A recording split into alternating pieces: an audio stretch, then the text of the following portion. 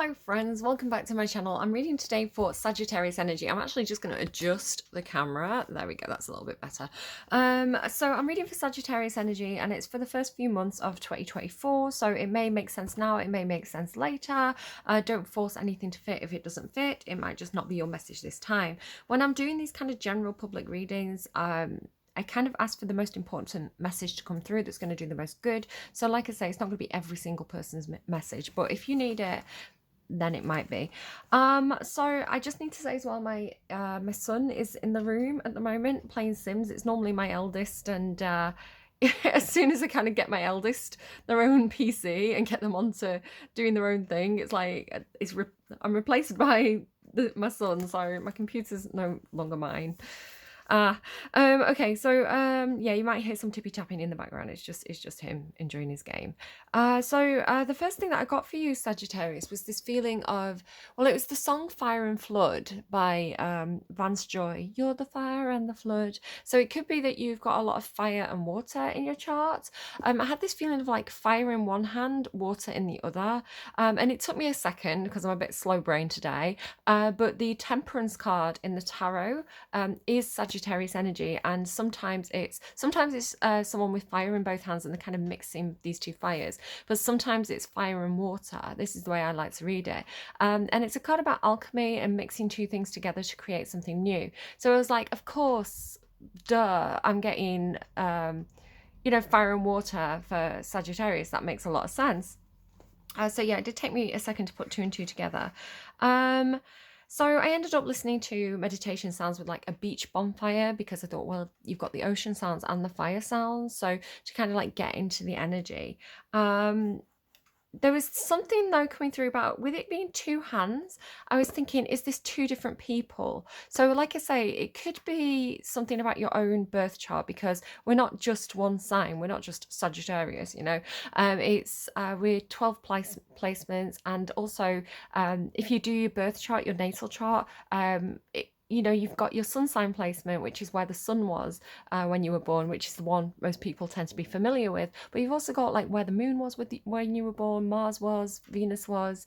So you've got all these different planetary placements, which gives you a complex personality. If you're interested in checking that out, in the description box below, I'm not affiliated. I don't benefit from you clicking the link or anything like that. But there's a link to Cafe Astrology and their free birth chart service, which is really good. And it can tell you, it gives you quite a lot of information if you're interested in diving deeper into that.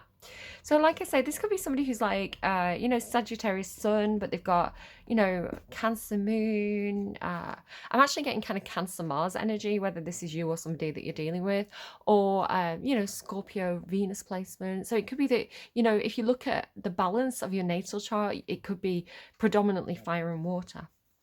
For example, I'm kind of fire and air. Yeah, it could be that kind of thing. Like I say, it could also be two people. I would say you would be the fire because you're Sagittarius, but it's like you're dealing with this person who's in water energy. The reading is very interesting. So what I'm talking about now was kind of the preliminary stuff that came through, but the reading is, there's very, very little fire. The reading itself is all water and earth. A lot of water and earth in this reading. You've got a little tiny bit of air here.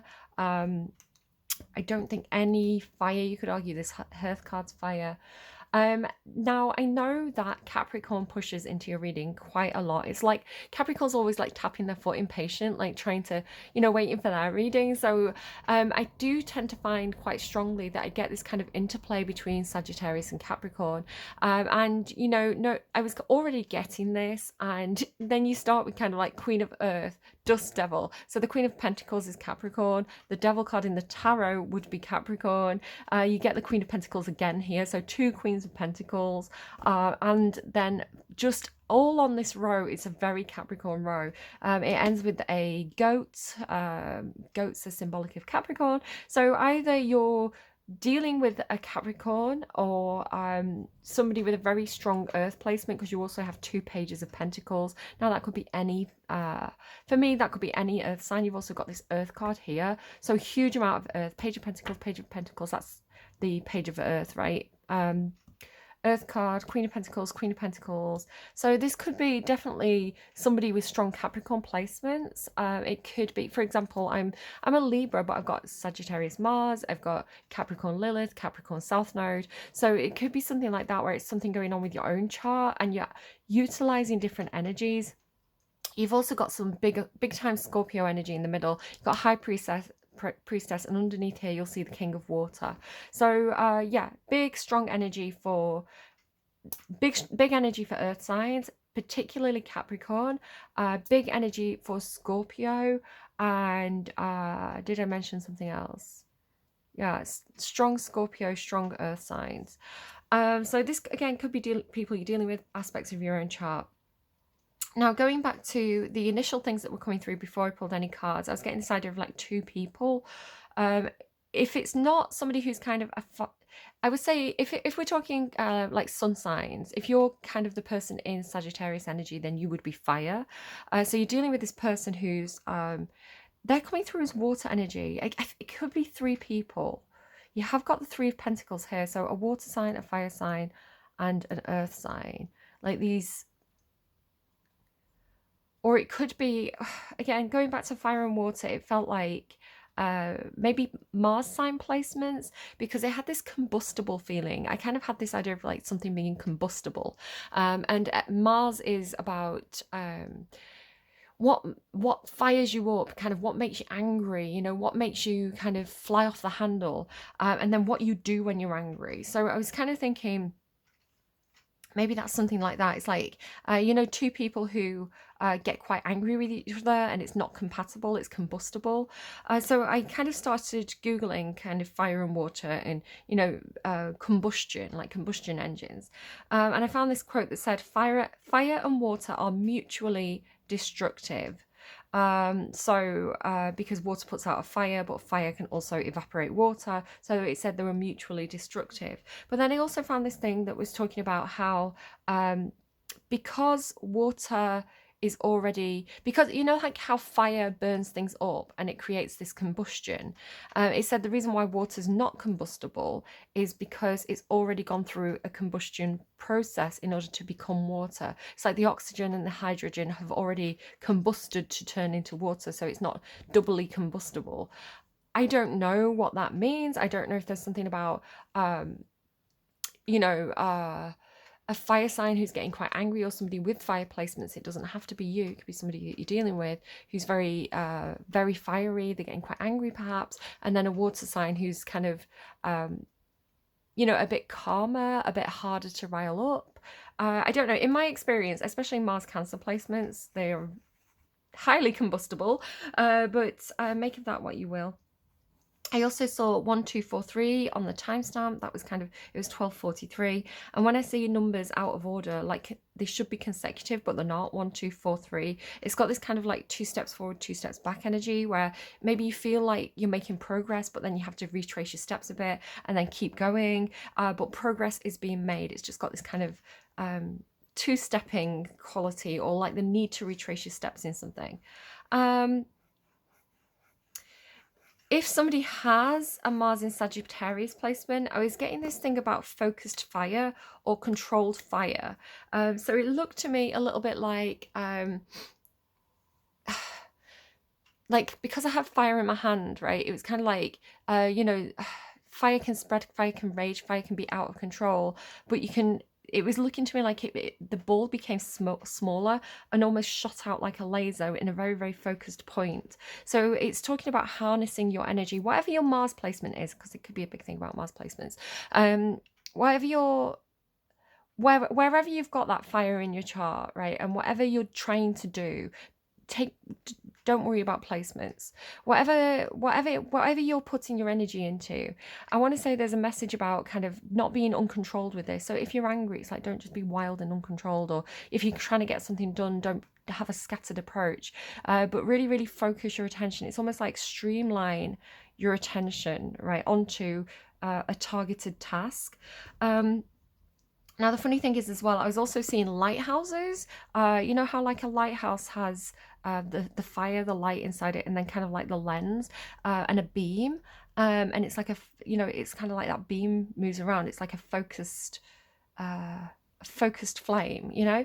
And then in your underlying, so I was getting all this through intuitively, and in your underlying you had this card which kind of does look to me, there's something kind of similar about this, right? It's all red and fiery, and then this is like the lens, and then this is kind of the thing that energy is being focused through, right? You could imagine like a beam of light coming through here. So something like, it felt like a confirmation of kind of what I was seeing there.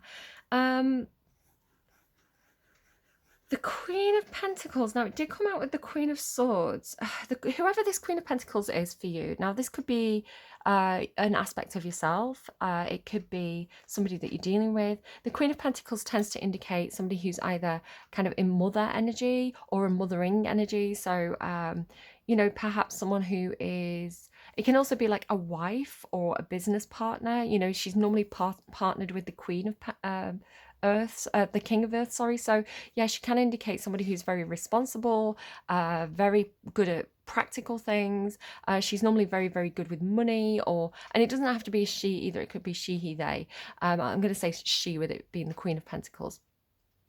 Just change the gender if you need to. Whoever this person is, they're very responsible, normally very good with money. They're normally very skilled at what they do. They've got kind of hands-on experience.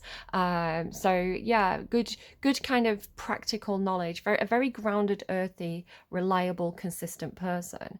And so it could also be saying you need to be more like this, or you have been in a phase of your life where you've had to be very practical, perhaps looking after other people, perhaps taking care of people, taking care of things, this sort of thing. Sorry, my phone's beeping away there. But it came out with the Seven of Air. Now, the Seven of Air does talk about some kind of deception. So if this is you, you could have some kind of self-deception, maybe in regards to your capabilities, or, you know, in this area, whether you think whether you're underestimating your abilities and thinking that you're not good enough, or whether you're overestimating your abilities and, you know, not seeing where kind of your shortfalls are. So take it if it resonates, leave it if it doesn't. Again, it could be someone around you. The Call and the Four of Water came out together. They're not, I have to say, they've separated a little bit in the reading. So the Queen of Pentacles is now the Seven of Air came out originally with this Queen of Pentacles, which I will show you all the cards kind of when we start to go through it in an orderly fashion. But and then it's actually ended up being over here, but it's touching corners with this Queen of Pentacles. So I don't know, it does feel connected in some sort of way. It could also be that there's two Queens of Pentacles in a situation, you know, who perhaps are, I don't know, competing for a job or something like this, or I don't know. Somebody could have two wives. I don't know. What was I going to say? So Call and the Four of the Water. So the Call card, I think, is here somewhere. And then the Four of Water, I think, is here. So these two cards, they're still quite close in the reading when I've kind of reshuffled to get the order of the cards, but they came out kind of together, and I had this feeling of, with the Four of Cups being not taking an offer, or I'm hearing not picking up the phone, because it's the Call card, which is the Judgment card normally, but it came through as kind of not answering the call, or the unanswered call, or not picking up the phone. So again, you could miss a phone call or not be answering the phone to someone. Or it could be something about a calling, like that you didn't go for. You know, maybe it's kind of like a work thing. You know, you felt like you were being called to do something, but you resisted it in some sort of way. Page of Pentacles. So again, this kind of Capricorn energy, I always get this for Sagittarius and Capricorn. It feels like a parent-child relationship where Capricorn's the parent and Sagittarius is the child. Of course, flip and reverse it as needs be.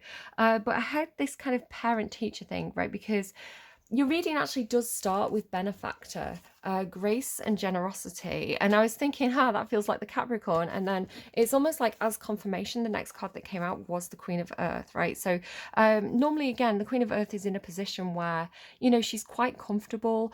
You know, normally she's kind of built up some... a comfortable life for herself. So normally she's got a little bit of money to move around. It might not be a vast fortune, but you know, she's comfortable. You know, she can make things work. You know, she might have a little bit extra. So again, it could be that there's a situation where the Queen of Earth, whoever this is taking care of a Page of Earth. Interesting, Queen of Water underneath that. Again, with this watery energy and love. maybe a child has two mothers. I don't know. But yeah, it felt like a you know, it could be an apprenticeship, right? This could be like a boss, and this could be an apprentice, where it's kind of like, let me show you how I do it. Let me teach you these techniques. Let me come and explore the woods with me. It's funny because my Sagittarius child is currently they're out today kind of learning how to use a compass and things like this. So it could be something like that, like scouts or something, you know, but it's kind of like, let me teach you what I know. Let me, you know, this one's like the one that's learning. This one's the one that's developing those skills in the realm of earth, right? So it's kind of like, let me teach you how to, let's talk about getting you a savings account. Let's talk about teaching you how to invest money. Let's talk about how to, you know, get a job, find a house. So it could be that there's like some real practical advice or skills that can be learnt from this one. And they seem to be in benefactor energy. It's like they're giving. And again, this could be you to someone else, or somebody to you, or, you know, somebody who's teaching your children, all those sorts of things. What else do we have? I'm just going through my notes. Yeah, it could also be something about teaching a child to focus their energy. Just because we've got kind of like the page of earth with this air, spirit, and knowledge. Again, it's kind of like the idea of like passing on knowledge. New beginnings underneath that. You've got two cards about new beginnings. There's one in your spread somewhere. And then because we've got like this eye of the needle. So like I say, it had this feeling of like focusing energy, because it says intentionality, right? It's like, what is your intention here? So it could be, you know, maybe there's a child who's a little bit hyper. I'm not diagnosing anyone, but, you know, it makes me think of children who have like hyperactivity and, you know, a very scattered approach to things, you know, hyper focused on one thing and maybe a bit scattered with others. So it's like, how do you redirect that energy? How do you channel this and focus on one thing at a time? You know, developing the skills to be able to do that and things like that. I'm not diagnosing anyone. You know, kids can be very scattered in general. Yeah, teaching a child to focus energy is what I've wrote down. Movement, transmuting pain. I'm going to talk about that there. And then the song for your reading was Bad Blood. And it's the cover by Ryan Adams, and it's the Taylor Swift song, and it says as well, when I googled it, it was like Kendrick Lamar. So any of those names could be significant to you. Ryan, Adam, Taylor, somebody with the last name Swift, Kendrick Lamar, not necessarily, but I'm going to say just in case. So yeah, the song Bad Blood. So she says, baby, now we've got bad blood. You know it used to be mad love. So take a look at what you've done, because baby, now we've got bad blood. She says, now we've got problems and I don't think we can solve them. You've made a really deep cut, and baby, now we've got bad blood. And it says, the lyrics of the verse is, did you have to do this? I was really thinking that you could be trusted. Did you have to ruin what was shining? Now it's all rusted. Did you have to hit me? Hopefully that's not anyone's situation, because I watched Thelma and Louise last night, right? And listen, we don't do that. Where did you have to hit me where I'm weak? Baby, I couldn't breathe, and rub it in so deep, salt in the wound like you're laughing right at me. So it's metaphorical in the song. It's not literal. So hopefully it's not literal for anyone else. It's kind of like, you know, targeting someone's weak spot. And again, this could be the thing. It could be with this kind of laser focus. It could be someone really going for the jugular. It's so sad to think about the good times, you and I, because baby, now we've got bad blood. So in the next verse is, did you think we'd be fine? I've still got scars on my back from your knife. So feeling stabbed in the back by someone, betrayed by someone. So don't think it's in the past. These kind of wounds, they last and they will last. Now, did you think it all through? All these things will catch up on you, and time can heal, but this won't. So if you come my way, just don't. Band-aids don't fix bullet holes. You say sorry just for show. You live like that, you live with ghosts. So yeah, I love that. Band-aids don't fix bullet holes. You say sorry just for show. I think I said this in one of my readings this week, where I said, for me, sorry isn't something that I want to hear if the person's just going to do it again, right? It's like, you can't apologize for something that you keep doing, right? Because you're not really sorry. If you were sorry, you wouldn't keep doing it. So sorry to me is just, you know, it's like the polite thing to say when you've upset someone, you know, and a lot of the times, you know, I don't know, sorry's not good enough. So, yeah, band-aids don't fix bullet holes. You say sorry just for show. I really, really like those lines. You know, if someone's really hurt you, yeah, especially if you've got a lot of water in your chart, perhaps, I would say maybe water sign moon or water sign Mercury. If it's friendship, like family, friendship, relationships in general, I'd say your Mercury placement. If we're talking romantic relationships, it would be your Venus placement. And then, like I said, Mars is kind of like generally kind of how you react when angered. So worth checking out all those different placements, whether it's you or partner, you know, just to understand people better, how they operate, what hurts them, how they deal with when they feel hurt. Okay. Bad blood. I don't know. So, what else do we have?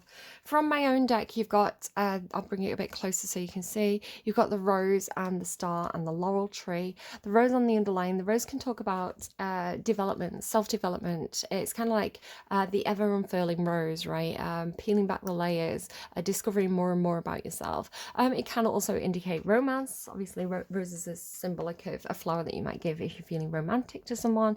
Take it as it resonates, leave it if it doesn't. Take it in any way that it resonates as well. It doesn't have to be my interpretation. If a rose means something to you, then that's a signifier from my guides directly to you. The star and the laurel tree. Now, this is really giving me a sense of success. The star card in the tarot can indicate success, accomplishment, you know, really feeling like you're in the spotlight. The laurel tree as well. Laurel wreaths in Roman culture symbolized military victory. So it makes me think of it's kind of making me think of like not just the star card, but the six of wands, the six of clubs, which is, you know, normally you can see somebody who's holding up a staff with a laurel wreath on it, and it's a symbol of achieving something, being cheered on by the crowd, achieving some kind of victory. So it could be that somebody's having a very public victory, or there's this feeling of like achieving a dream, with the star card indicating dreams as well. The stars are really high vibrational energy in my deck.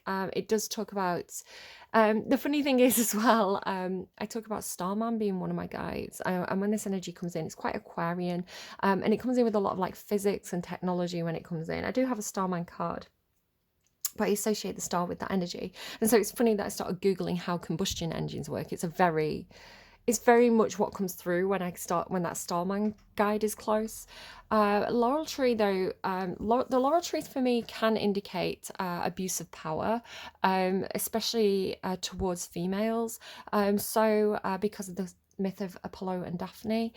So there could be something where, you know, you or someone around you has achieved a level of success, but it's come at some kind of cost. You know, there's victims of that success. It kind of makes me think of like Five of Swords, where it kind of like win at all costs. So this feels like the cost of a victory. So take that. If it resonates, leave it, of course. If it doesn't, let me just pause and check. Okay, I'm back. Sorry about that. My eldest came home from their thing and wanted to tell me about it. So, what else do we have? Before I pull you some cards on camera, let's just go into the underlying. Now, I've not looked under the underlying other than what I've seen just now on camera. So, you've got beginnings and east. Like I say, you've got a few different cards that talk about new beginnings. So, it does seem like there's some kind of fresh start coming in for you. It doesn't have to be like a whole life change, but it could just be starting a new job, or even like getting a new wardrobe, or making a new friendship, or, you know, it could be something a little bit more subtle. It doesn't have to be like, I think a lot of the time when tarot readers are doing readings like this, they're like, your entire life is about to change, and it's very rarely the case. But normally, you know, things come in a little bit more gradual, where it's kind of like, I really need to retrain. I really need, you know, it's about time that I start a new job. Maybe I need to get out and make some new friends, you know, or someone new comes into your life. It doesn't have to be like, you know, your Prince Charming is about to show up and whisk you off your feet and you're going to be a billionaire, which I think maybe gets a lot of views, but maybe it's not really the most responsible form of tarot reading. Again, readers are going to read however they see fit, you know, using their intuition. But in my experience watching readers who are like that, it tends to set up false expectations. So I don't know. But again, what you think about, you bring about, right? So I don't know. But ritual. So it could be that you're beginning a new ritual. Like, it could even be, I mean, it's New Year, right? It's January. So a lot of the time people are like, you know what? I'm going to go to the gym 3 times a week. I'm going to eat this healthy meal plan. So it could just be establishing um, better routines for yourself. If you kind of like, you get up and you veg out in front of the TV for 2 hours, and then you go on social media, and then you kind of, go out and have a big breakfast, and, like, it could be kind of like, I'm going to get up, I'm going to go and have a walk around the park, I'm going to come home, I'm going to make myself a healthy salad. And it's kind of like rituals and routines can be established and broken quite quickly. We just have to kind of like get over the hump, right? We just have to get out through the tough bit, and then very quickly it becomes like an established pattern, like getting up, brushing your teeth kind of thing. It's, it just becomes habit, it just becomes second nature. So whatever that is for you, it could be a number of different things. Like I say, a huge amount of earth. So it does feel like there's something really practical. I want to say there's something about where I think the change might be coming through in the practical realm for you, because you kind of, like I say, it's like you have the Queen of Pentacles, but then all this water in between. So it feels a little bit like you could be going to a spa day, right? So it's like a break in the routine, but it changes the way you do your routine in the future. So say, for example, you're a mother, you're kind of running around after the kids, tidying the house, maybe holding down a job. Like, you've got kind of those things that you're doing. And then after a certain amount of time, it's kind of like you get stuck in kind of like certain patterns. So sometimes it's kind of like, okay, I'm going to go for a week's holiday with my friends to this spa, and I'm just going to let everything go. And then when I come back, it's like having a fresh page, perhaps, because you've got like the sacred covenant, the sacred contract, with the lost compass as well, getting back to integrity. This idea of kind of like, like a reset, blank slate reset. So when you come back, it's like, yes, you still have to do all those things, but maybe you're going to have like, a clear mind. You're not so bogged down with the details anymore. You've kind of reassessed. So you're still doing the same stuff. You've just got a better way of doing it, or a fresh way of doing it. What else do we have? Knowledge here as well. So again, it could be that you're learning something through some kind of, with it being water, it's kind of maybe some kind of psychic experience, some kind of dream experience, a meditation retreat, a spa day, something with friends, a love interest. It could be a number of different things, but it's water related, which talks about emotions or psychic ability. So again, but this feels like practical knowledge, right? With the Page of Earth being twice, Page of Pentacles being twice, who's a student energy, a student of earth, a student of practical matters, of strategy, of formula, of hands-on experience, of how to manage a certain day-to-day things. This is like real life stuff with the earth. And so with the air spirit knowledge, it talks about the intellectual pursuit of these practical things. What else do we have under that? New beginnings again there. What do we have under the 2 pages? Queen of Water and the Devil. Very interesting. Queen of Water and love, and then the Devil and the 7 of Cups. There's that Capricorn energy again coming through. Devil's Capricorn. Doesn't mean that every Capricorn's a devil. It could be like a devil's in the detail kind of thing. We all have a little devil on our shoulder. It pops up in different ways. Capricorn can be a little bit by the book, a little bit job's worth sometimes. This is the tried and tested method. This is the way I was taught, so this is the way that I'm going to continue to do it because it works for me. That can be a little bit of a stuck energy, a bit of a fixed energy. It's not necessarily open and creative. So yeah, like I say, I'm not going to say there's a Capricorn in your life and they're a devil. No more than no more than anyone else is. It's just how it shows up, right? How it manifests. This feels very supportive. This feels very emotional. So there could be like 2 options for you, 2 people showing up. One's a very emotional, loving connection, and one is perhaps not quite so healthy for you. What's under? Yeah, I don't know. So it could be the method you do to do something. So it could be that you've been doing something in a not very great way, and maybe there's a more emotional, supportive way that you could pursue this.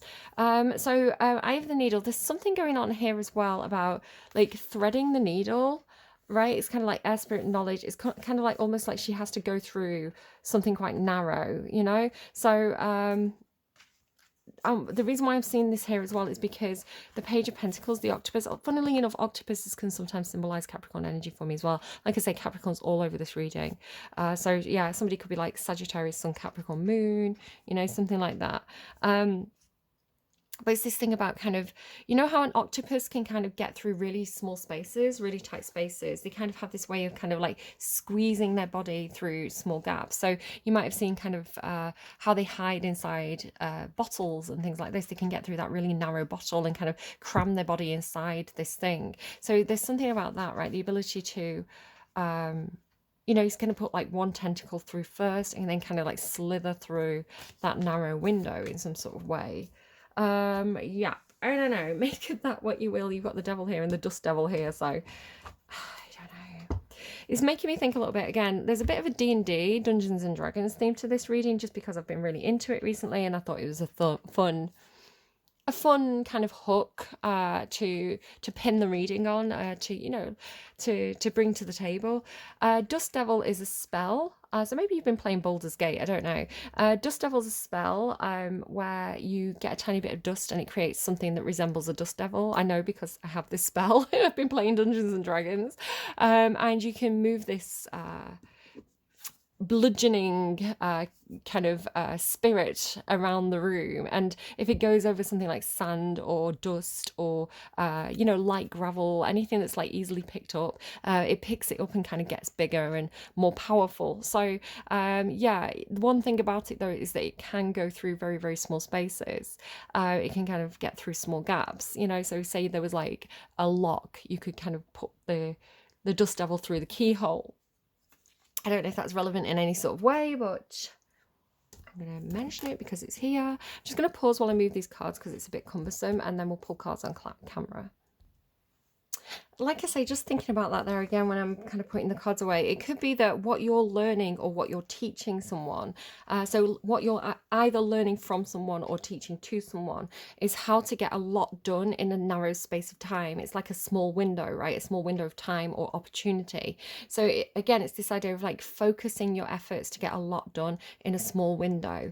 Yeah, that could be what the cards are trying to get through there. I'm hearing 3, so I'm going to get you 3 Scrabble letters. These could be initials, they could kind of remind you of a word, spell something out. You can read it forwards, backwards, rearrange the letters. The numbers may also mean something to you, but I'm going to get you 3 letters and hopefully it's going to mean something to you.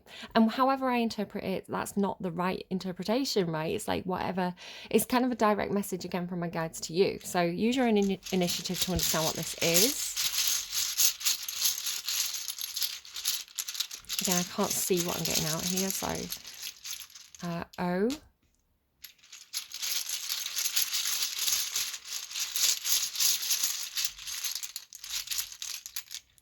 E,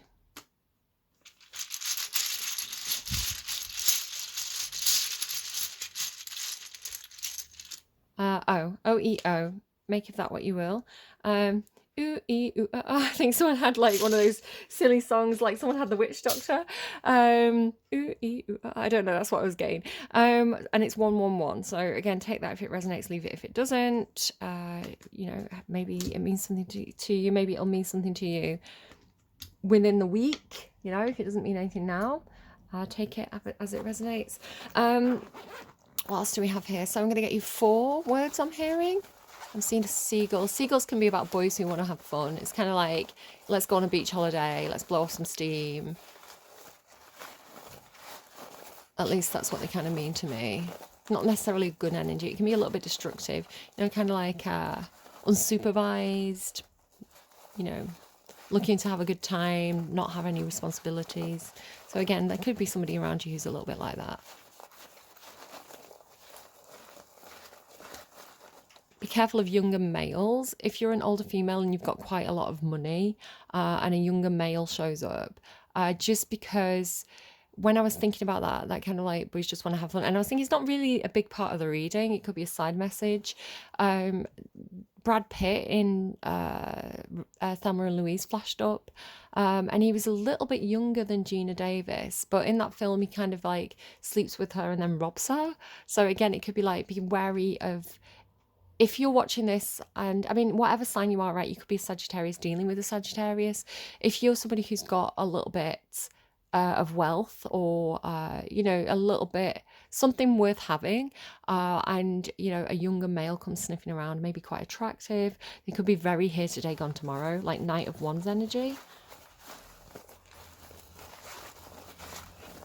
like only here for one thing. I'm hearing it's not going to be a message for everybody, so it's definitely a side message. So 4 words. What do we have for Sag, please? Why are no words coming out? What's happening? Okay. Powerful. I've put that on the Queen of Pentacles there.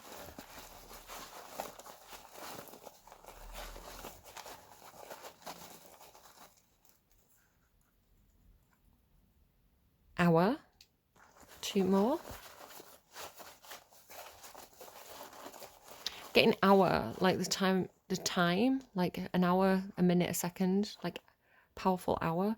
Language. Our language is powerful. Interesting. What else? Our powerful language. Powerful our language is. It's a bit Yoda. What else? Wild. Ooh. Our wild and powerful language. It's very romantic. Okay. What is it? Ooh, ee, ooh, ah. Just silly. You could have kind of like a you know, like a coded language only you and someone else understands. It's making me think of that Taylor. You're getting a lot of Taylor Swift songs. You've got 3 now. You know that Taylor Swift song where she's like, illicit affairs, and she says, "You taught me a secret language I can't speak with anyone else." That line always breaks me. I don't know what it is about it. Like, you know, oh, our beautiful language, but I can't speak it with anyone else. Maybe there's someone who, you know, there's a certain language that you know and speak, and only one person you know speaks it. It could also be kind of like, you know, like secret codes, you know, like when you're a kid and you kind of get those magazines that teaches you like, you know, all about spies and coding, and you kind of get, you know, like the little cards with like the cutout bits, a bit like the cheese and the ham. Have you seen the people on social media? It's like a TikTok, I think, where, you know, they'll throw a piece of holy cheese, like a slice of holy cheese, onto a book and read out what it says. Okay, moving swiftly on. Any of that could mean something or nothing. What do we have for Saggies, please? Oh, definitely wanted to talk to 3. There's that keys on trees again. Pure nature. There's the rose. Pure nature, transformation, keys on trees. Pure nature, transformation, keys on trees. Keys on trees talks about, to me, it's come up a couple of times. I've got one reading that's like a tell me anything reading where the thumbnail's like this. It's one of the recent videos if you want to look it up. The feeling of like being in a situation and feeling quite stuck, but actually having some kind of unique tool at your disposal to get yourself out of that situation. So you can see how the elephant's trapped in a cage, but he's reaching out with his trunk to feel around in his environment and find those keys in order to kind of like unlock that situation and get himself out. And again, like transformation. So I say, it doesn't feel like a complete ending and a complete new beginning so much as it does like a situation that's transforming. Perhaps because of somebody's pure nature in itself is transforming. Again, you do feel like you've got this younger energy in the reading. Whether, again, I don't know who you are. I don't know if you're the older person or the younger person. What do we have, please, for Sag? Anything from this deck for Sag? Whoa, whoa! The Hierophant. The Hierophant can be marriage. It can be institutions like churches or governments. It talks about things that are very, very traditional, kind of that kind of by the book energy. This is how it's done. This is tradition. This is custom. What else do we have? They absolutely flew off the table there. So you've got the page of wisdom. Kind of feels like the page of wands to me. But like I say, you've got all those pages, and it's like, what were the pages studying and gaining? They were gaining wisdom, right, and knowledge. Three of wisdom. So again, this kind of feels a bit like the Three of Cups. This idea of kind of people coming together and celebrating and sharing their skills and knowledge. And then Two of wisdom as well. That feels a bit like it feels like a bit of a weighing up, doesn't it? Like a Two of Pentacles situation, this or that. What's worth more? What's worth more? Right, because he's got all this gold on the table and he's acting almost like a weighing scale. And then can you see how this person looks like they're teaching him? Like he's teaching him which is more valuable, what is worth more. This could be where the deception's coming in. See this big thing in the background here. So the reading in general has this feeling to me at this point of somebody acting as a benefactor or guide to someone else. So I want to say, so you've got the Queen of Pentacles acting as a guide or benefactor for the Page of Pentacles. So parent-child, boss-apprentice, something like that. And I want to say with this Queen of Pentacles being like what's worth more, and it's teaching them what's worth more. And yet there's all this deception at the end of the reading and trickery. So it's kind of like teaching someone to make the wrong choice because it's like saying to a kid, right? It's like saying to a kid, I mean, it doesn't have to be super deceptive. It doesn't have to be a really nasty thing. It could be, you know, your kid's asking for something. You know, your kid's asking for some toy and, how do I put it? It's slightly different than that.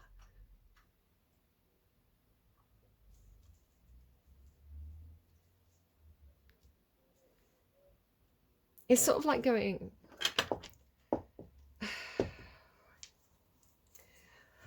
It's sort of like going to the kid like, okay, I've got these two crystals. Which one do you want? And like you really, really, really want the big pink quartz, right? To you, that's more valuable. So you want, it's almost like a sleight of hand. It's like you want them to pick the amethyst. So you go, okay, so you know, I'm going to give you these two crystals. I want you to work out which one is more valuable. And like they take them and you kind of like, oh, well, this has a richer color. Can you see how deep this color is? How the color changes? You know, this one comes into a point. This one's, you know, harder to find. So it's kind of like you're convincing someone that this one's more valuable when actually you want them to pick that so you can keep this one for yourself. Or they're doing this to you is the way it feels. So it's like teaching someone, but teaching them in a way where you're going to get what you want or vice versa. I'm not saying that's you, right? So it's like in a collaboration where you're meant to be guiding someone. You kind of, the teacher's been a little bit, you know, they're after a certain outcome. Yeah, it could definitely be like a school or situation as well with the Hierophant. Huh.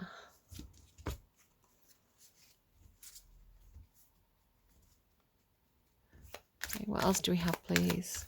What spell should Sagittarius use in this situation? So this is Dungeons and Dragons Bard spells. I just thought it'd be fun. Again, with a bit of a theme to the reading, I thought it'd be fun to kind of like see what comes out and kind of interpret it. Cure mass wounds. That's a cool one. I didn't know bards could do that. Cure mass wounds. Okay, so healing a community, something that you're doing that's healing to a lot of people. Okay, you've got 3. Right, the first one is etherealness. You step into the border regions of the ethereal plane. Absolutely. Okay, that is what's happening here. I'm going to save that for this point and we'll read it then. What's this one? Power word stun. You speak a word of power that can overwhelm the mind of one creature. Is that anywhere? You can overwhelm the mind of any one creature. You can see within range, leaving it dumbfounded. I feel like that's there. And then mind blank. Until the spell ends, one willing creature you touch is immune to psychic damage. Any effect that would sense its emotions or read its thoughts, divination spells in the charm condition. The spell even foils wish spells and spells with or effects of similar power used to affect the target's mind or gain information about the target. Okay, all right. Okay, it feels like someone's trying to get into someone's head. So you start with benefactor, grace and generosity, like I said. So there is this idea of kind of like taking somebody under their wing, or you being taken under someone else's wing. I'm going to have to read it both ways because I don't know which way around it goes. I also read something, I saw something on the internet where it's this guy who looks at things under a microscope. I don't know why this is coming through, but I'm going to roll with it. And he said there's so many spores in one mushroom that there's more spores in one mushroom than there are people on the planet. I don't know what the significance of that is, but again, this idea of scale, like just because something's bigger doesn't necessarily mean it's worth more, it has more value. Sometimes small things can have more value, you know, or more going on with them, more complexity. But it feels like very much like this, you know, the bigger one seems very self-satisfied. The smaller one seems to be really snuggling in. So again, it's kind of like the younger energy in this reading feels very safe under the wing of this other one who seems to be taking some kind of advantage in the situation. Grace and generosity then. With Queen of Earth, again, there's different ways of me reading this. So this could be you being very, very practical, very grounded. There is something about wishes. These kind of like dandelion clocks talk about wishes. Somebody wishing you well, blowing wishes your way, or you to this person. Straddling worlds. So yeah, so in this situation where, you know, there is a benefactor, there's somebody who's doing quite well, there's somebody who's in control of the money, the finances, or you know, being in a position to be very graceful and generous. But then there's something about this switches, right? So it goes from this really practical kind of money-based situation into all this water energy. So there's this whole phase here where there's this straddling worlds, wandering between realms. So it talks about being in this reality, being very, very practical, but also being in this kind of like high priestess energy, this kind of yeah, maybe Queen of Cups. Again, somebody could have strong Cancer, Scorpio, Pisces placements. Because this is the soul. It has a little bit of a feeling of, you know, like you can't take it with you. You know, it's easier because you've got this kind of eye of the needle. You know, this idea of kind of like it's easier for a camel to pass through the eye of the needle than it is for a rich man to enter heaven. So it's kind of like, well, you know, money isn't everything. You know, you're not going to get to, you know, what, St. Peter and the gates and kind of, or Anubis or whoever's doing the judging in the afterlife and sit there and go, hey, look, check out my bank account. I've got so much money. They're going to be like, okay, let's have a look at your soul account and see what the state of your soul is, right? It's kind of like, you might have made a lot of money. That's not really what we're interested in up here. So again, let's think about the eye as well. Look at the kind of the big all-seeing eye, right? Like the eye of God. Like, I don't know, there's something about the big eye, which is funny to me because I've kind of been talking about eyes a little bit, just random conversations. So yeah, wandering between realms, the all-seeing eye, being able to have this kind of high priestess ability, and I want to say there's you and another, to see beyond the obvious, right? To see beyond the mundane, the matter of fact, the bills that need paying, and the, you know, the bank account, and, you know, whatever the Queen of Pentacles is dealing with that day, which is probably something very earthy and grounded and practical. You know, there's also this other side, you know, the other realm, the place where we go in our dreams, the things that we feel, the things that we want, you know, not that we want because it's a practical want, you know, like I need to have a good job so I can pay the bills and put a roof over my head and eat, but the kind of wants that come from our soul, you know, the self-actualization wants, you know, I want friendship, I want to be loved, I want, you know, I want that thing because it matters to me, because it's important to my soul, you know, all these things. There could also be something environmental coming through, because it's like the passion of the soul, she's kind of like, there's a world in her eye. You know, something about kind of environmental issues or something about your environment, because it's followed by Dust Devil. So these cards were looking to me a little bit like, you know, like dusting yourself off, which was giving me Shake It Off by Taylor Swift, which again was, like I say, you keep getting these Taylor Swift songs. So it's kind of like, you see how she's got all these like, it could be energetic, right? Dusting something off energetically because you've got things that are attaching to you, things from the other world that are attaching to your soul. So it's kind of like you've got to dust this off. And then this is like transmuting pain. It's kind of like you've got to, or it could be that there's a situation that's been very painful. You know, you've got that bad blood song. So it's kind of like you've got to dust yourself off from that, pick yourself back up, you know, transmute the pain, process it, get through it. You know, because it's time to do that or something. And it says moving out of stagnation. So it has that feeling of like, maybe there is something where, you know, something's become very, maybe your environment is very, very cluttered, same. You know, maybe you've picked up a lot of junk. Maybe there's things that are sat there gathering dust. Maybe you feel like your soul is just sat there gathering dust. So again, this idea of kind of like shake it off. Like there was something about like moving as well, almost like, create movement with the Dust Devil, moving out of stagnation. It's kind of like the stagnation is bad for your soul, so create movement, whether it's getting up, whether it's getting up and getting active, you know, again, especially if you've got Sagittarius Mars placements, it's like just do something, right? Just, you know, I was talking about kind of sitting there like loafing on the sofa. It's like just get up and walk, you know, just get up and get outside, just get up and go to the shop, just get up and, you know, just start washing some pots or writing some lists. It's like do something, like rather than do nothing, do something, because that's going to get the energy moving and get you out of the stagnation. And it's like the movement in itself starts to transmute the pain. So sometimes when I'm very emotional or I'm going through a hard time or I'm a bit stressed or anxious or anything like that, anything that's like a, you know, kind of having an effect on my emotions and my mental health, I do find going for a walk is very, very effective. It kind of, you know, the endorphins get going. So it does start to transmute those lower energies. So yeah, that has that feeling of like, just move, just do something. And then what's really beautiful is you've got this kind of transmuting pain into rest and renewal. So it's like maybe it is time to rest, it's time to sleep, maybe it's time to stop doing, start feeling.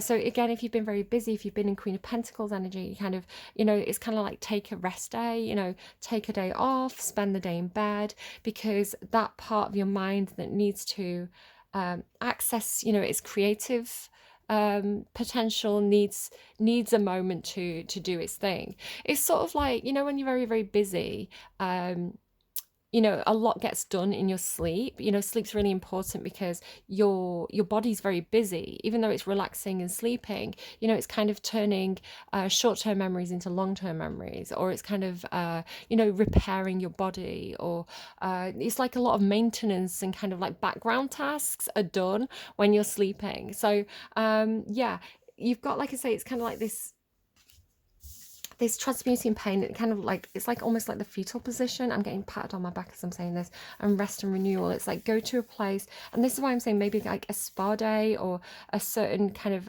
like a garden, spending time in your garden or in a place in nature that's very healing to you, because like I say, then you've got this song lines with this child who's kind of almost in the fetal position as well, and then with the High Priestess. So like just look at these energies.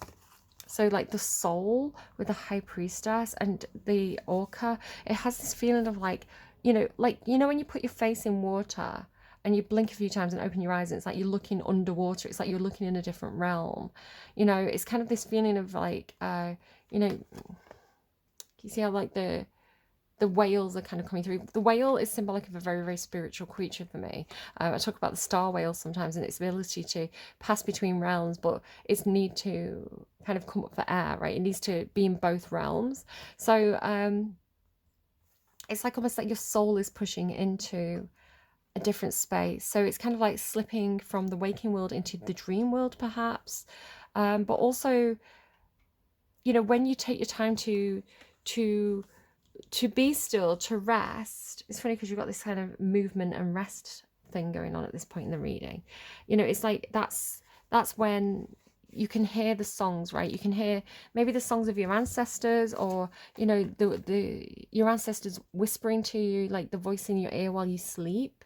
or you're whispering to someone else while they're sleeping. You've got this kind of two energies, right? Somebody who's whispering to someone kind of while they're resting, while they're sleeping. It could be that you are a mother, right? With Queen of Earth, it's like you're a mother. So like going in to kind of like tuck the child in while they're sleeping, and then like bending over, kind of giving them a kiss on the head and saying, I love you. You know, it's kind of like they're sleeping, but you're kind of hoping that they still feel the energy of, you know, that action and that love. So Garden of Venus, Venus obviously being the goddess of love and beauty and all these gorgeous things. So there is this real Queen of Cups, High Priestess, love, Venus energy at this point. Now let's have a look at this etherealness card. So it says, you step into the border regions of the ethereal plane in the area where it overlaps with your current plane. That's what I say, it's like an overlapping. You remain in the border ethereal for the duration or until you use your action to dismiss the spell. You can see and hear the plane that you originated from, but everything there looks grey and you can't see anything more than 60 meters away. So it has that feeling of like, even like slipping into a meditative state, you know, kind of whether it's like intentionally going into a more meditative state in order to kind of access maybe even parts of your own subconscious or your own memories. You know, maybe this is kind of like regression therapy or something like this, especially because it's like a little girl there. You know, or if it's just, you know, when you zone out, it's like you're there at your desk, you're doing your work, and you just stare out the window and your brain goes somewhere else. And it's like people can talk to you, but you're somewhere else, right? Your consciousness is somewhere else. So you kind of snap out of it, you go, what, sorry, what were you saying? It has a bit of a feeling of that. It's kind of like you're in one place, but spiritually, like astrally projecting or mentally kind of slipping into your subconscious, like the other realm. Because again, you have like mind blank. Until the spell ends, one willing creature you touch is immune to psychic damage. Any effect that would sense its emotions or read its thoughts. Divination spells in the charm condition. The spell even foils wish spells and spells or effects of a similar power used to affect the target's mind and gain information about the target. There could also be something about someone slipping into your mind, right? So if you're very open, if you meditate a lot, if you don't protect your consciousness, it could be that, you know, other people are almost reading your thoughts, or maybe you have a feeling like, is something wiping my memories or something like this, or you're doing this to another. I don't know. It's a bit strange. Take that, make of that what you will. I'm not quite sure myself what that's saying. But again, it's like there's these two, right? Because the reading definitely starts with this, again, it could be somebody who's like Sagittarius, Capricorn cusp with the Queen of Earth, right? I don't know, whoever this is who's very earth and water, right? They're practical, but they slip into the realm of the water, right? It's like here there's this one, there's this other. So it could be somebody that you see a lot in your sleep, right? This one shows up in your sleep. It could be some kind of father figure, king of water, kind of looks like my dad. My dad has Scorpio placements. So it's kind of like when you tune into this different frequency, you can connect with this king of water. It's like they're here to offer you something. It definitely feels like there's something being offered, right? He's kind of got this hand out with this fish. This card here, she's kind of got her hand out with this bubble. And then here she's kind of got her hand out with this pearl. So this is the point of the reading where I said it's like almost like an offer that's not being taken. So it could be that there's someone kind of astrally for you, someone on the other side who's offering support, and maybe up to this point you haven't taken it, you haven't answered the call, or you feel this person kind of tugging on your consciousness, but you've been ignoring it. So again, it feels like, generally speaking, it feels like there's something that you're doing that's very good for your soul, with that passion in the soul. It's transmuting pain. It feels very, very watery. It could even be taking a long hot bath, right? Having a long bath, maybe lighting a few candles, playing some meditation sounds, kind of allowing yourself to slip into that dreamy state, you know, the world of fantasy and imagination. Because it says repairing the body, mind, and spirit, right? You start with the soul. There's something that's like, something about this that's good for the soul. It's like connecting with your ancestors is good for the soul, or something like that. And then the Four of Water, like I say, it does talk about not accepting an offer because the first offers were not satisfactory.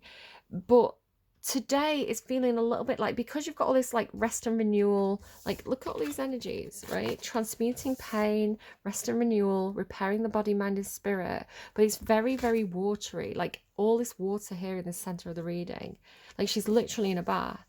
So instead of being the Four of Water, like the normal meaning of the Four of Cups, today I'm reading it with the meaning of the Four of Swords, where the Four of Swords talks about healing. But it talks about, the Four of Swords is more about, sleeping it off, resting the mind, because swords are all about the mind and the thoughts. So this is talking to me about like a very similar thing. It's kind of like it's it's that resting of the Four of Swords, but you're resting your soul, right? You're resting your consciousness. It's an emotional break rather than a mental break. Just and this, and again, it's crazy to me because I've used so many decks of cards. You saw those big those big stacks of decks of cards on my table. And I don't make anything up in my readings. This is exactly how the cards come out. So I take 10 decks, for anyone who's new and not familiar with this. I take 10 decks of cards. I shuffle them. There's one big stack that's like 4 decks altogether. I shuffle them 3 times each. If cards come out, I kind of put them to one side. If no cards come out, I just know that there's nothing that my guides want from that pile. But each deck I shuffle 3 times. And then whichever cards come out of those like 10 decks, I put them all together. I make sure no 2 cards from the same deck are touching. And then I shuffle, and then whatever comes out, that creates the order of the reading. So you can see like the cards are from all different decks. And so from all those different decks, somehow my guides have gone in and they've got a whole row of mermaids. Because this to me looks like King Triton, right? He's kind of got, he's got like the merman scales. He's got this kind of trident. He looks like Neptune or King Triton, right? Maybe there's some Pisces placements that are quite strong. And then here as well, like this is like a mermaid. She's got the big mermaid tail, and then here too, this mermaid tail. So there is another mermaid up here, but it's so funny to me that all those decks, it's like they've gone through and got all the mermaids and put them in a row. It's kind of almost like putting your ducks in a row, but this is like putting your mermaids in a row. I don't know. And so there's a lovely moment here where I want to say you surrender to the call, right? You surrender to something that's been tugging at your soul or tugging at your psyche. It's like something that you needed to look at that was emotional, or something that you needed to look at that was in your subconscious. Maybe, again, it's like coming through because you've transmuted some pain, because you've processed something emotionally. It's like now there's something new that's wanting your attention in some sort of way. You have surrender, like, and look how like she's kind of like, again, like drifting off, and there's this big energy coming through. Here as well, surrender, first breath. So surrender to the new start, surrender to the first breath, and then call. So this is Judgment card. This is kind of, it can be kind of like someone getting up from the grave, right? It's kind of, that's normal depiction. Archangel Gabriel is blowing his trumpet and people are rising again. But it has the feeling of a second life, a new way of doing something, a revival of something, finding your true calling, right? It's kind of like being called to do something new. It's kind of the literal meaning of the Judgment card. The call card is the Judgment card in this deck. So again, it's got this feeling of like, if you've not been taking something, if you've been ignoring something that's been calling to your soul, it's like in this moment of surrender, it's like then you're open and ready for this, and then you go into it. So then you have this collaboration, the three of Earth, the Three of Pentacles talks about, again, we're back to Pentacles energy. So it's almost like waking up from a dream, and like, how it's like 2 realities. You've got kind of your conscious mind that deals with like the day-to-day practical things, and then you've got your subconscious or unconscious mind that enters into this kind of dream world or fantasy state, the creative side of your brain, like kind of like the practical side and the creative side. So it's kind of like you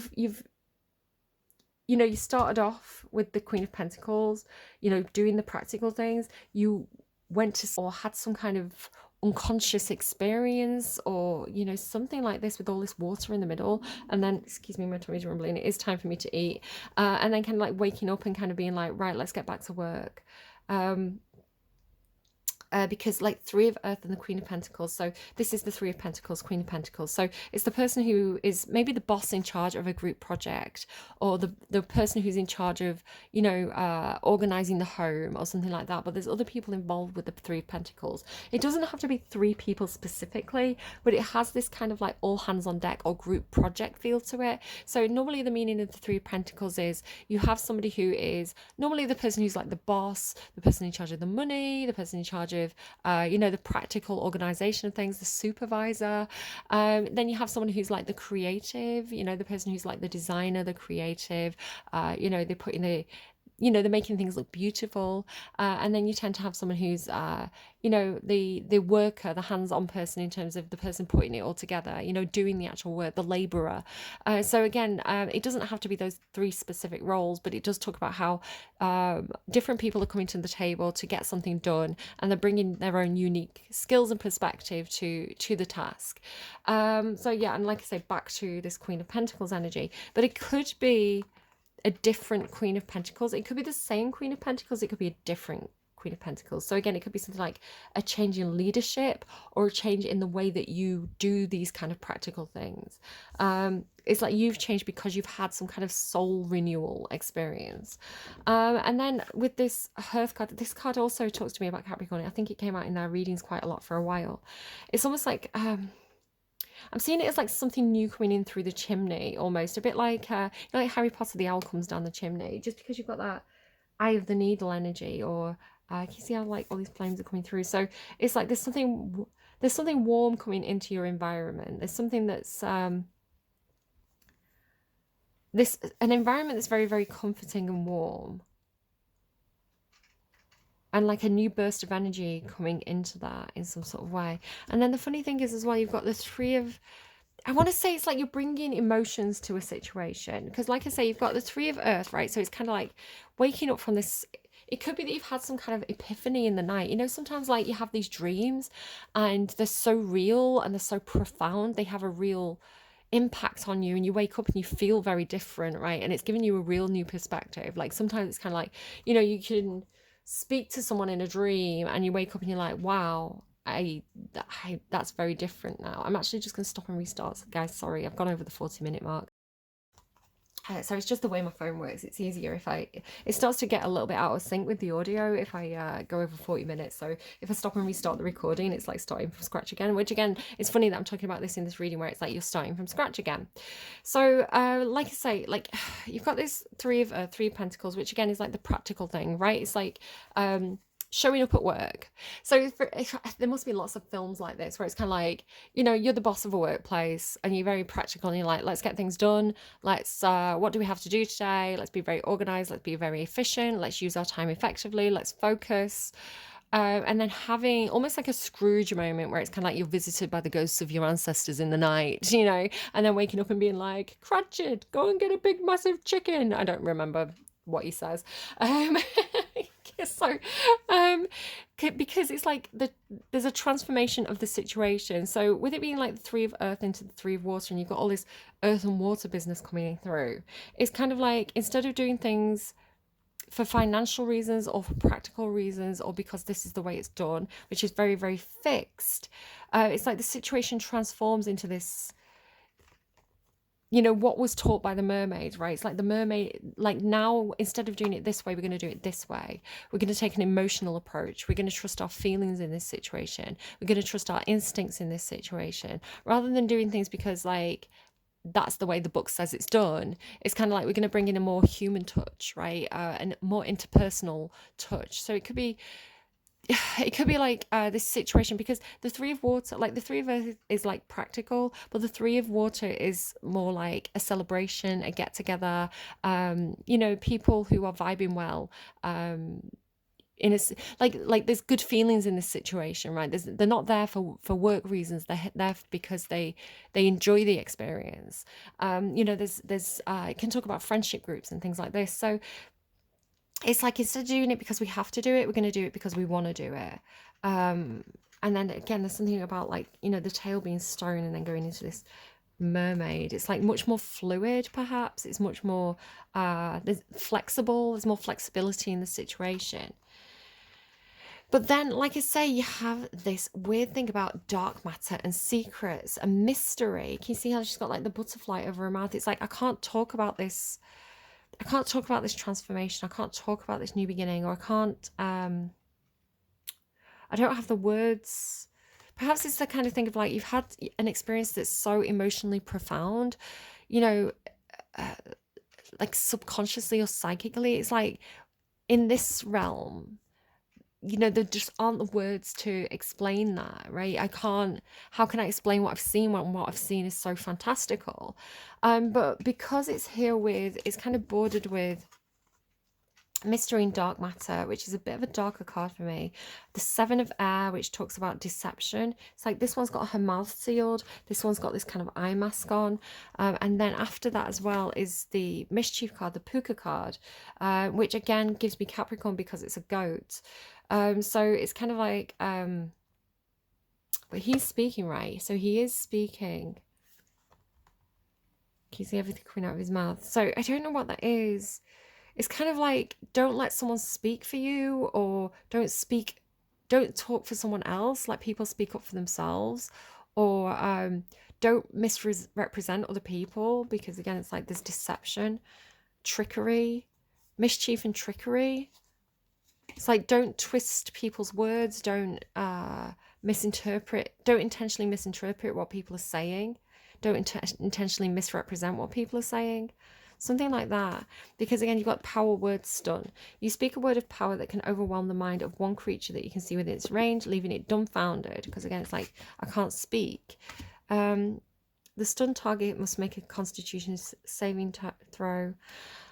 And again, you've got this thing about our language, our powerful language. So it's kind of like, I don't know if it's something like saying one word and it having a really big impact on somebody else. It's kind of like, I think it came through in one of the readings about, I don't remember if I said it in the reading or if I was talking about it after the reading, about trigger words, you know? So it's kind of like, you know, there was conspiracy theories around kind of like was it JFK, and was the book The Catcher in the Rye? And it's kind of like, it was used to kind of indoctrinate people, and then like when the trigger word was said, it activated kind of like the hitman. Is it a movie? I don't know if it's a real conspiracy theory or if it's like a movie. I seem to remember watching a movie and like the guy's carrying the book. So it doesn't have to be quite that serious, right? Because we're talking about kind of, you know, day-to-day life, but it could be something where it's almost like, you know, somebody's got into somebody's head in a way where, you know, if they say a certain word, it acts like a trigger for them. Like maybe it really angers them, or, you know, maybe it's kind of really ruffles someone's feathers in a way. You know, maybe it could be like, again, it could be like a coded word, like someone says something because they know it's going to get under the skin of that other person. Like, it might not mean anything to anyone else, but it's going to bother them. Yeah, there could be something like that.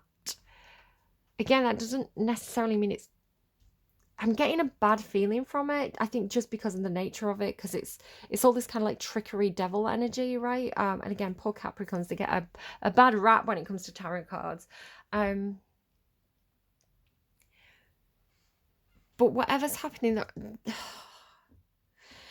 let me go to this card first. So you've also got peacock energy, prosperity. So again, it's like, I feel like it's definitely attached to this person. And again, they don't have to be a Capricorn. They don't have to have Capricorn placements. It could just be my guides are saying, this is all attached to this one person, right? This is this person's energy. Could be somebody's been, again, deception around prosperity. So it's kind of like someone's deceiving someone about the value of someone or something. Or, you know, it's kind of like someone's undervaluing, you know, like I've got, for example, I've got Capricorn Lilith placement. And so Lilith's that awful energy that makes you feel guilty or about things, or it makes you feel a little bit wrong about that aspect. So anything that Capricorn's really naturally very good at, you know, day-to-day things, being very hands-on, being a nurturer, being very practical, normally being very, very good and skilled at work. Capricorns kind of rule the workplace. I feel guilty about. So I'm one of those people that's kind of like, I've got imposter syndrome. I never think that I'm good enough. I never think that my work that I do is good enough. I'm always kind of have self-doubt around those things. You know, if I am successful, I have this weird guilt about doing it better than other people. You know, I don't value my time. You know, I don't, it's like I'll work for free just because I'm an idiot, you know, that kind of thing. So it's kind of like I devalue myself because I have that Capricorn Lilith placement. So it could be something like that, where it's kind of like this self-deception about worth. But I am getting there's something about like money or, you know, because peacocks as well, they kind of show off, right? They kind of show off the wealth. So it could be something about, it's making me think of, because like I say, I've been playing D&D with my kid, who's a Sagittarius. And they've got this idea of like bird people, right? Like half bird, half human, a bit like sirens, right? So you've got these mermaids, like sirens are actually not mermaids. If you look at Greek mythology, sirens are bird women. Yeah, this idea of kind of like something showing off something that's shiny, but they're also pea-brained, aren't they? Peacocks have really small brains. So my eldest has this idea of kind of like different types of bird people. So you have things like the crows and the ravens and the magpies and the corvids, who are very, very smart, right? They're very, very smart, but still distracted by shiny things. You know, like how magpies like to steal like shiny bits of kind of tinfoil, or, you know, bits of jewelry or pennies and things. It's like if it's shiny, it catches their attention. So as smart as they are, they still kind of, their attention's caught by shiny things. It's like you can distract them easily. Oh God, I've got something to say about Capricorn placements. Hang on. Yeah, let me just say it. So Capricorns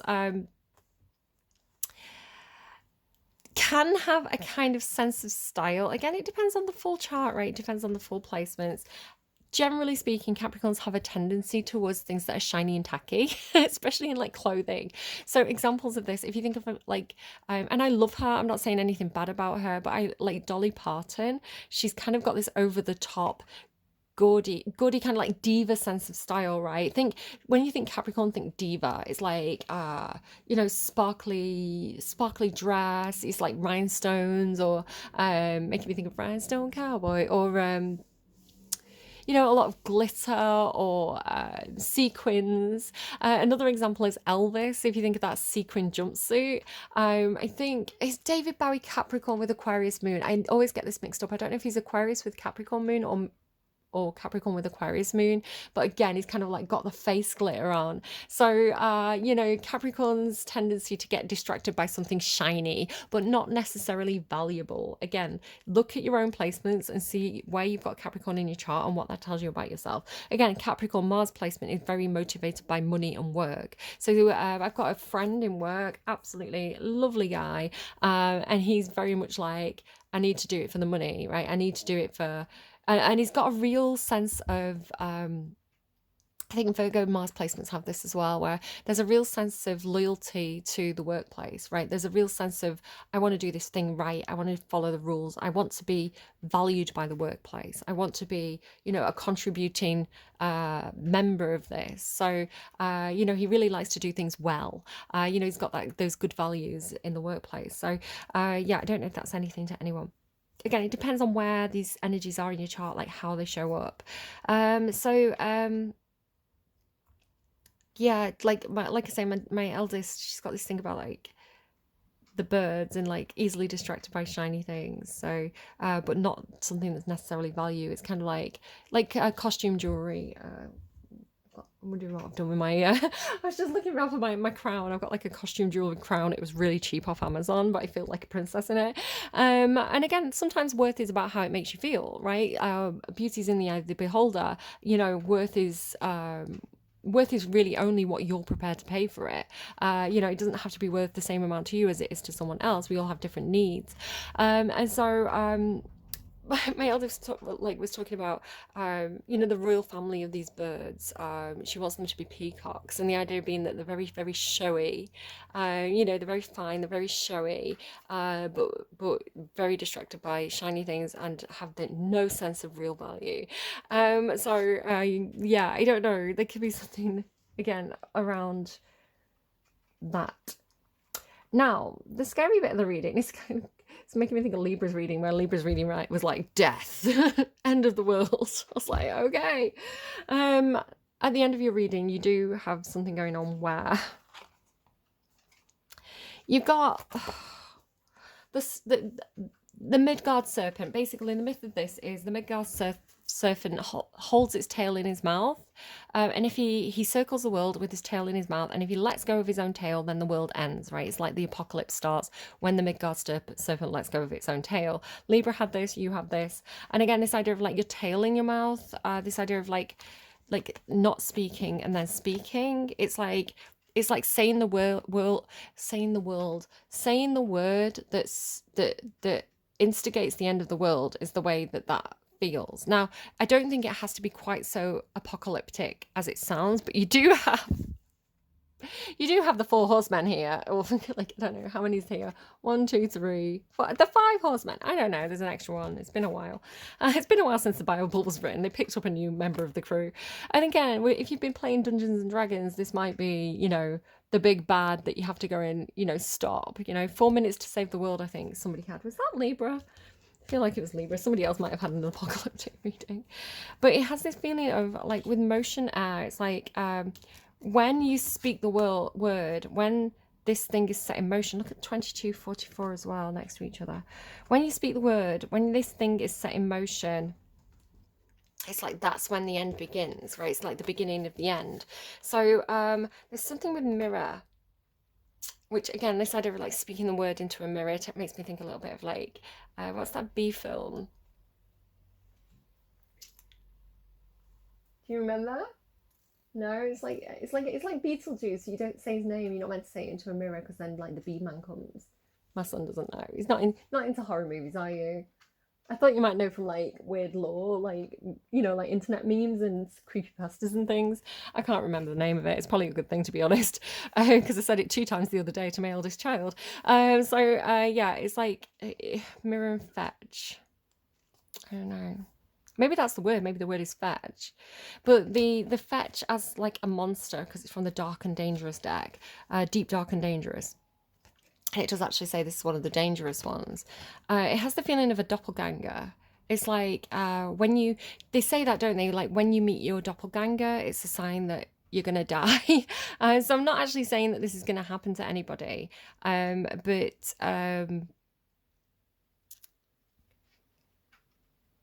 when you come face to face with your own reflection, I'm just trying to interpret this. When you come face to face with your own reflection and you really see yourself clearly,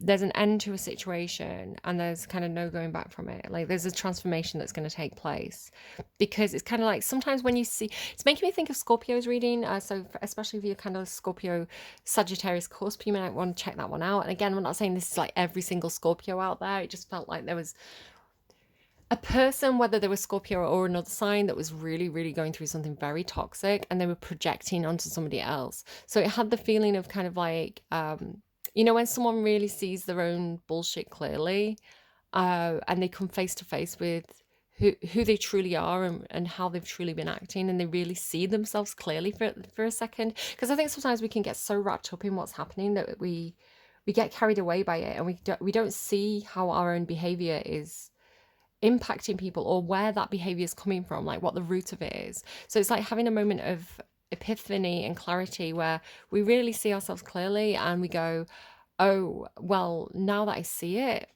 I can't be that way anymore. You know, it's kind of like when it's called, maybe it's calling someone out on the bullshit, right? It's like when it's called out, I can't keep doing it. It does make me think of Scorpio's reading, because Scorpio had this thing where in the meditation, it felt like I was trying to get out of a cave, right? So you can talk about like coming out of a black hole, coming out of like, you know, a situation where it's been like a pit, you know, it's been a really hard time. So coming out of that darkness, and it felt like this dragon came up behind me and grabbed me and was trying to pull me back in. And as Scorpio, because I was meditating on Scorpio energy, I just felt like I was letting it take me. I was letting this demon take me, which again, it came through a bit like addiction, right? It's kind of like, not fighting an addiction, choosing not to fight an addiction, or feeling like they couldn't. So I kind of came out of the meditation and thought, I'm having none of that. And so I went back into the meditation as myself and kind of turned around and kind of went to kind of like cast a spell at the dragon. Again, I'm playing a lot of D&D, so just excuse me that I say it's D&D, but my dreams and my meditations are always super dramatic. I've got a very active imagination. So I kind of like turned around and kind of like went to kind of like cast this spell and kind of throw all the energy back towards this thing. But it's like the choice to stand up for myself, the choice to fight, was all I needed to make that dragon retreat. It's like I didn't even need to cast the spell because it was already retreating.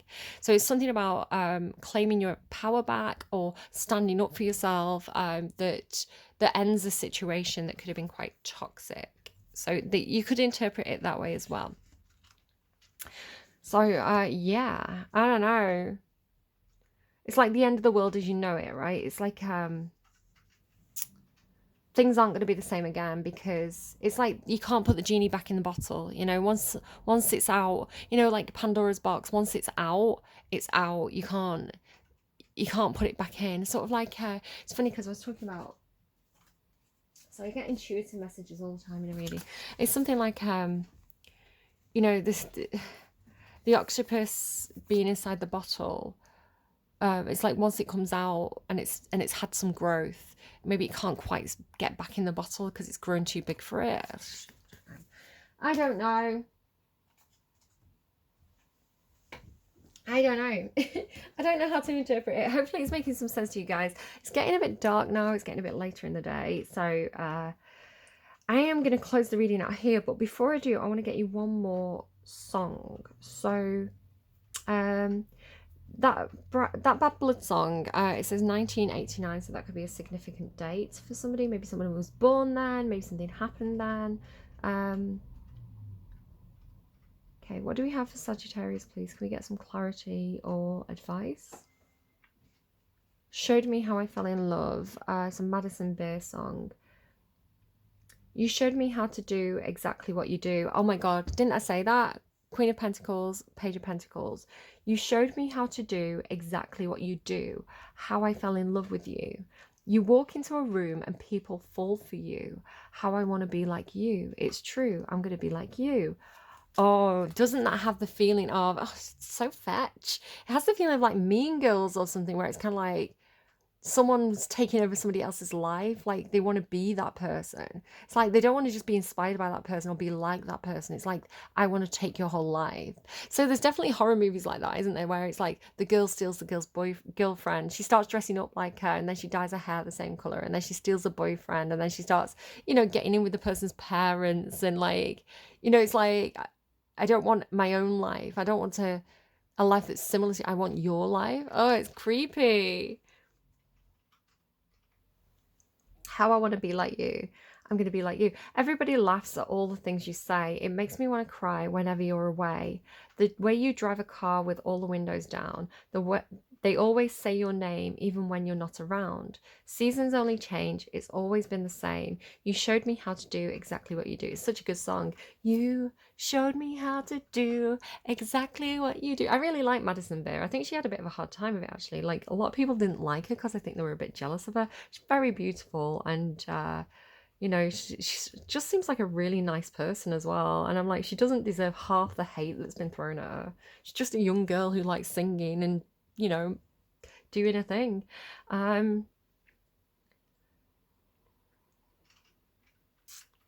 I will be your fool. I come back every time. You always tell the truth, even when you lie. Calling my Gemini moon out there. You always tell the truth, even when you lie. I watch you from afar. It's like almost like double-barreled words, or, you know, words with a double meaning. It's like you tell the truth even when you lie. That's that devil energy, right? I watch you from afar. You show me what to do, and all the games you play, oh, I play all of them too. Ooh, what? Scorpio, what was Scorpio? Why did I say Scorpio? Maybe there's a Scorpio. I mean, like High Priestess, King of Water is Scorpio. Okay, and Call card, the Judgment card, you could argue is Plutonic, you know, death and rebirth. Sorry, a little bit of Scorpio there. Oh, someone's got a bit of a sting in the tail, haven't they? behave yourselves, Sagittarius. Generate good karma for yourself. Remember that your soul's going to be judged. And I'm going to leave it there. I hope this was helpful. If it wasn't helpful, I hope it was at least entertaining. I hope you got something from it. Especially those of you who've watched the video to this point. That's a long video, and you spent a lot of time with me, and I really do appreciate that. You know, our time's valuable, so if you watched this whole video, hi, bestie. So bestie, oh my god, you don't want to say that with this in the reading. And yeah, I don't know, I'm gonna go. Take care of yourselves. Be high vibrational, and I will see you again soon. Bye, friends.